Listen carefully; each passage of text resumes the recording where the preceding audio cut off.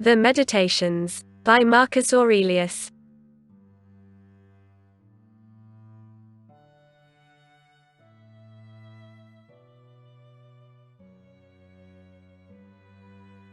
Book 11.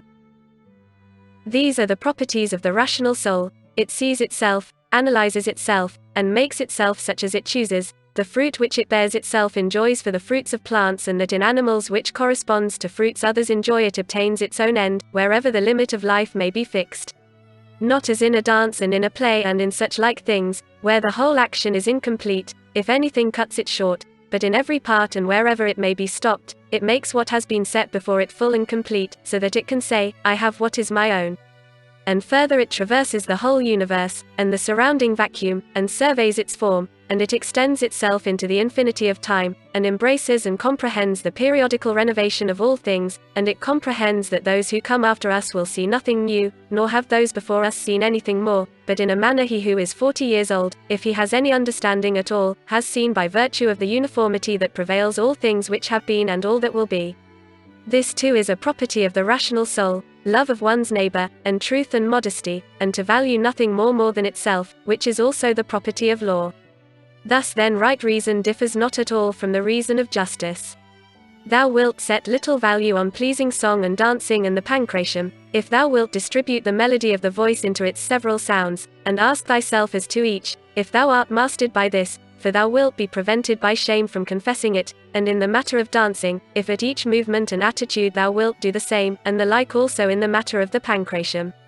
In all things, then, except virtue and the acts of virtue, remember to apply thyself to their several parts, and by this division to come to value them little, and apply this rule also to thy whole life. What a soul that is which is ready, if at any moment it must be separated from the body, and ready either to be extinguished or dispersed or continue to exist, but so that this readiness comes from a man's own judgment, not from mere obstinacy, as with the Christians, but considerately and with dignity and in a way to persuade another, without tragic show.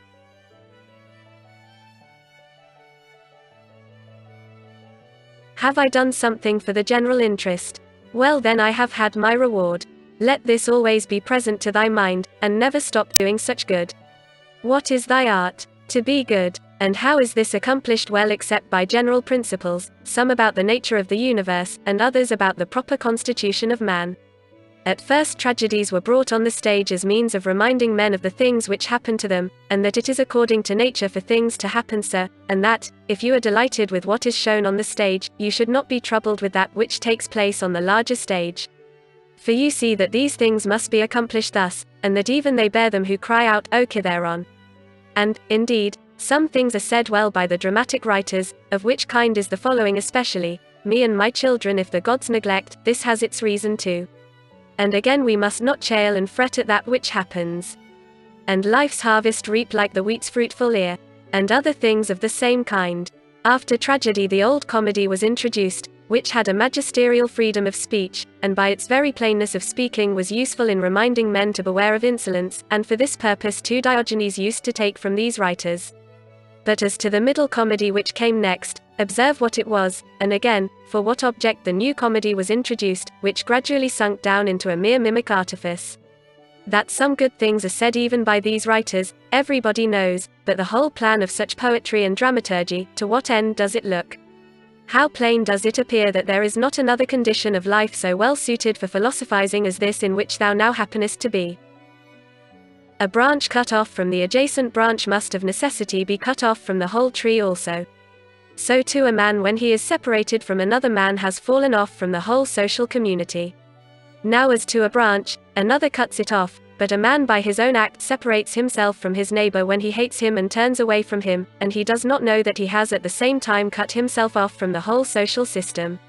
Yet he has this privilege certainly from Zeus who framed society, for it is in our power to grow again to that which is near to us, and be to come a part which helps to make up the whole. However, if it often happens, this kind of separation, it makes it difficult for that which detaches itself to be brought to unity and to be restored to its former condition.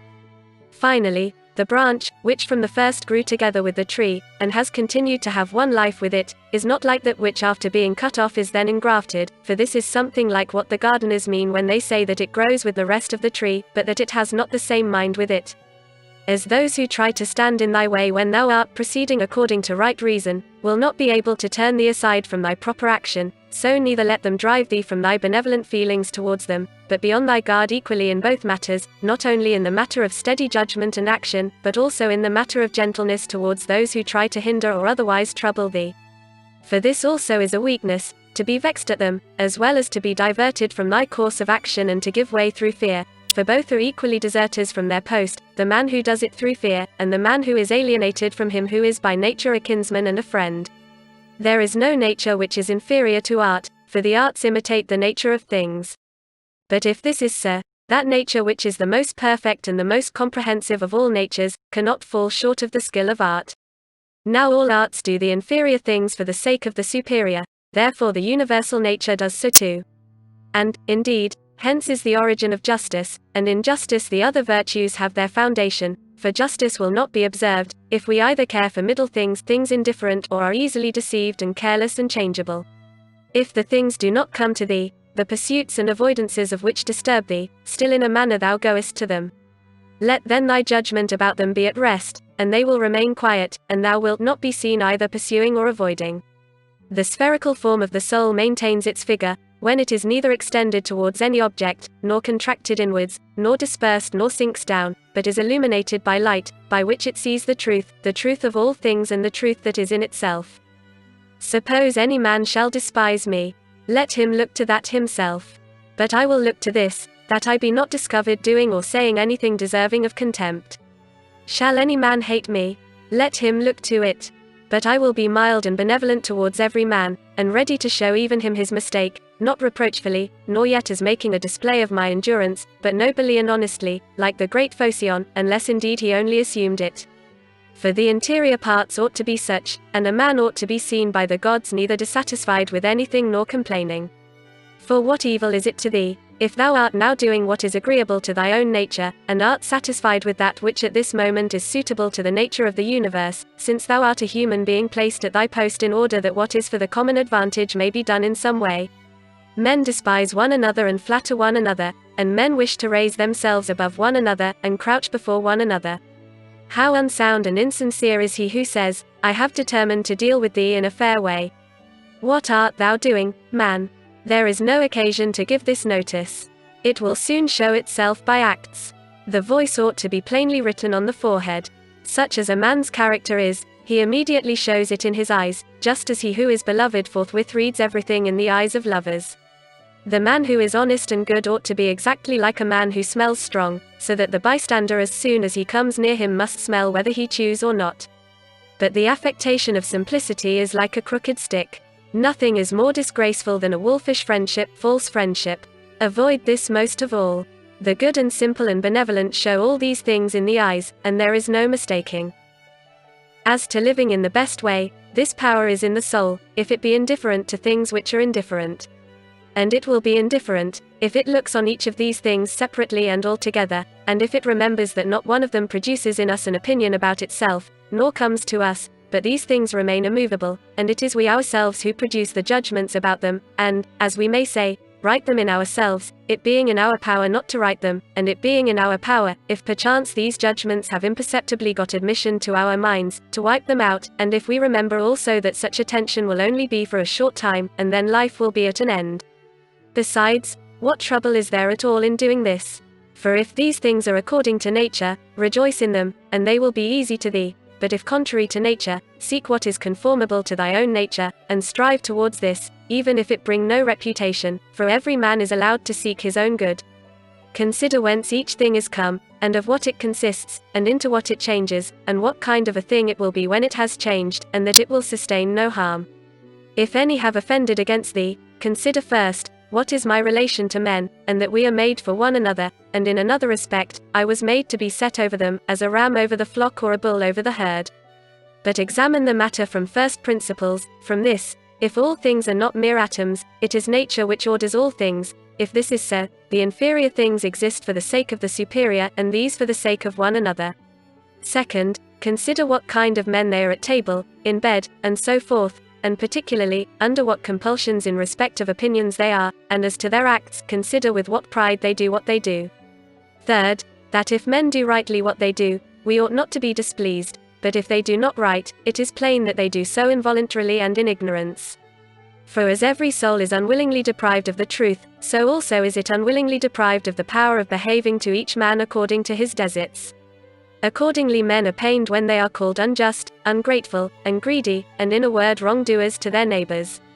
Fourth, consider that thou also doest many things wrong, and that thou art a man like others, and even if thou dost abstain from certain faults, still thou hast the disposition to commit them, though either through cowardice, or concern about reputation, or some such mean motive, thou dost abstain from such faults. Fifth, consider that thou dost not even understand whether men are doing wrong or not, for many things are done with a certain reference to circumstances.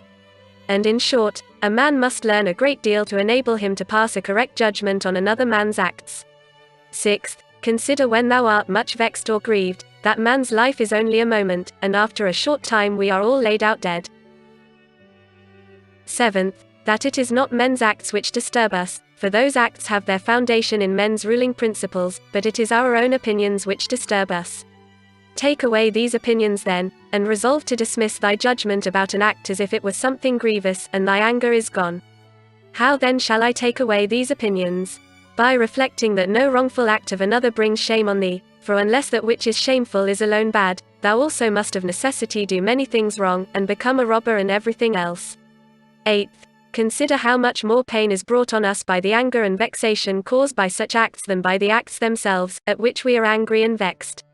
Ninth, consider that a good disposition is invincible, if it be genuine, and not an affected smile and acting a part. For what will the most violent man do to thee, if thou continuest to be of a kind disposition towards him, and if, as opportunity offers, thou gently admonishest him and calmly correctest his errors at the very time when he is trying to do thee harm, saying, "Not so, my child, we are constituted by nature for something else, I shall certainly not be injured, but thou art injuring thyself, my child." And show him with gentle tact and by general principles that this is so, and that even bees do not do as he does, nor any animals which are formed by nature to be gregarious. And thou must do this neither with any double meaning nor in the way of reproach, but affectionately and without any rancor in thy soul, and not as if thou wert lecturing him, nor yet that any bystander may admire, but either when he is alone, and if others are present. Remember these 9 rules, as if thou hadst received them as a gift from the Muses, and begin at last to be a man while thou livest. But thou must equally avoid flattering men and being vain at them, for both are unsocial and lead to harm. And let this truth be present to thee in the excitement of anger, that to be moved by passion is not manly, but that mildness and gentleness, as they are more agreeable to human nature, so also are they more manly, and he who possesses these qualities possesses strength, nerves and courage, and not the man who is subject to fits of passion and discontent. For in the same degree in which a man's mind is nearer to freedom from all passion, in the same degree also is it nearer to strength, and as the sense of pain is a characteristic of weakness, so also is anger. For he who yields to pain and he who yields to anger, both are wounded and both submit. But if thou wilt, receive also a 10th present from the leader of the Muses, Apollo, and it is this, that to expect bad men not to do wrong is madness, for he who expects this desires an impossibility. But to allow men to behave so to others, and to expect them not to do thee any wrong, is irrational and tyrannical. There are 4 principal aberrations of the superior faculty against which thou shouldst be constantly on thy guard, and when thou hast detected them, thou shouldst wipe them out and say on each occasion thus: "This thought is not necessary, this tends to destroy social union, this which thou art going to say comes not from the real thoughts," for thou shouldst consider it among the most absurd of things for a man not to speak from his real thoughts. But the 4th is when thou shalt reproach thyself for anything, for this is an evidence of the diviner part within thee being overpowered and yielding to the less honorable and to the perishable part, the body, and to its gross pleasures. Thy aerial part and all the fiery parts which are mingled in thee, though by nature they have an upward tendency, still in obedience to the disposition of the universe they are overpowered here in the compound mass, the body. And also the whole of the earthy part in thee and the watery, though their tendency is downward, still are raised up and occupy a position which is not their natural one. In this manner then the elemental parts obey the universal, for when they have been fixed in any place perforce they remain there until again the universal shall sound the signal for dissolution. Is it not then strange that thy intelligent part only should be disobedient and discontented with its own place? And yet no force is imposed on it, but only those things which are conformable to its nature, still it does not submit, but is carried in the opposite direction. For the movement towards injustice and intemperance and to anger and grief and fear is nothing else than the act of one who deviates from nature. And also when the ruling faculty is discontented with anything that happens, then too it deserts its post, for it is constituted for piety and reverence towards the gods no less than for justice. For these qualities also are comprehended under the generic term of contentment with the constitution of things, and indeed they are prior to acts of justice. He who has not one and always the same object in life, cannot be one and the same all through his life. But what I have said is not enough, unless this also is added, what this object ought to be. For as there is not the same opinion about all the things which in some way or other are considered by the majority to be good, but only about some certain things, that is, things which concern the common interest, so also ought we to propose to ourselves an object which shall be of a common kind, social and political.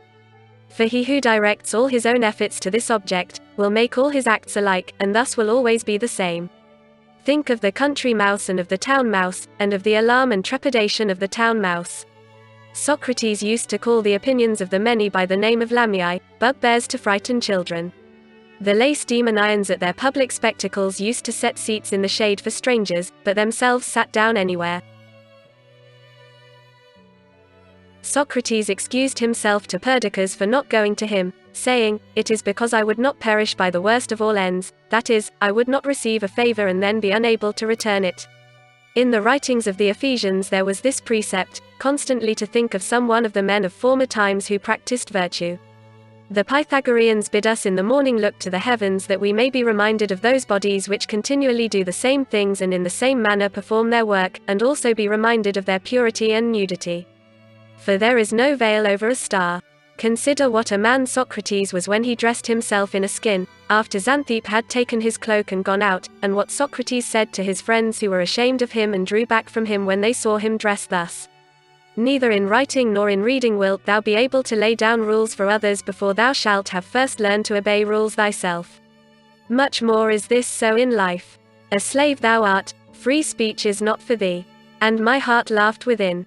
And virtue they will curse, speaking harsh words.